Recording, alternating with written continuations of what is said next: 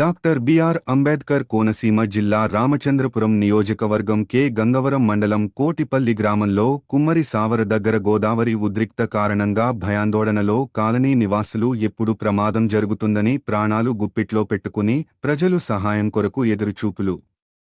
గోదావరి ఏటిగట్టు ప్రమాదకరంగా మారడంతో గతంలో అధికారులు మంత్రులు ఎన్నో హామీలు ఇచ్చారు కాని ఇప్పటివరకు తాత్కాలికముగా ఇసుక బస్తాలతో సరిపెట్టారే తప్ప శాశ్వత పరిష్కారం ఇప్పటివరకు ఎవరు చూపించలేదు. కావున నూతనంగా ఏర్పడిన ఉమ్మడి ప్రభుత్వం అయినా సరే శాశ్వత పరిష్కారం చూపించాలని గ్రామస్తులు కోరారు. ఈ సందర్భంగా గ్రామస్తులు మరియు జనసైనికులు మాట్లాడారు. కార్మిక శాఖ మంత్రి వాసంశెట్టి సుభాష్ ఆదేశాల మేరకు సుభాష్ పేరుతో నిర్వహిస్తున్న సుభాష్ సేవా సమితి ఎప్పటికప్పుడు వరద ఉధృతను పరీక్షిస్తూ ప్రజలకు అందుబాటులో ఉంటున్నారు.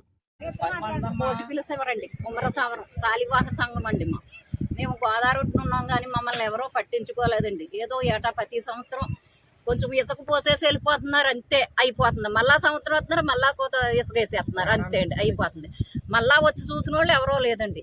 మేము గుప్పుడితో పట్టుకుని ఉన్నామండి ప్రాణాలు. మీరు ఏం చేయాలనుకున్నారో అదే చెయ్యండి. మనస్ఫూర్తిగా మీరు చెయ్యాలనుకుంటే మాకు ఒక పేరు అనేటి ఉండిపోతే మీరు చెయ్యండి. ఎవరో కూడా ఇంతమంది వచ్చారు కానీ ఎవరో పేరు నిలబెట్టుకోలేదు అసలు. అది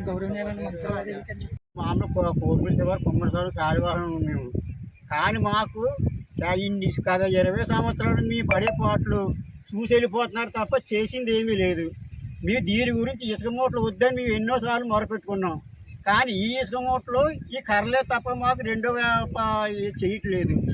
కానీ కొత్త ప్రభుత్వం వచ్చిన మాకు హామీ ఇచ్చినందుకు వారు చేస్తారని మేము చాలా సంతోషంగా ఉండి ఈ పని వెంటనే మీరు పూర్తి చేయాలని సంతోషపడుతున్నాం మేము.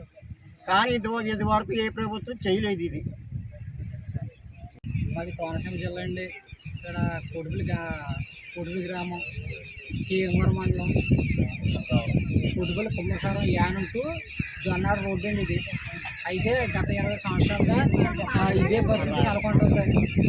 కానీ ఏ మంత్రి వచ్చినా కానీ అయిపోద్ది అని చెప్తున్నారు కానీ అసలు ఎక్కడ కూడా కదలట్లేదు, ఇది కూడా అవట్లేదు. తర్వాత ఏంటంటే ఈ శాశ్వత పరిష్కార మార్గం లేదు. ఎప్పుడైతే జూలై నెలాఖరికి ఈ వరద వస్తుందో ఆ టైం నుంచి మళ్ళీ ఇసుక మూటలు తెచ్చి వేసేస్తున్నారు తప్ప ఇంకా రెండో పరిష్కార మార్గం ఏమీ లేదు. దీనికి మీరు చర్యలు తీసుకోవాలని కోరుకుంటున్నాను.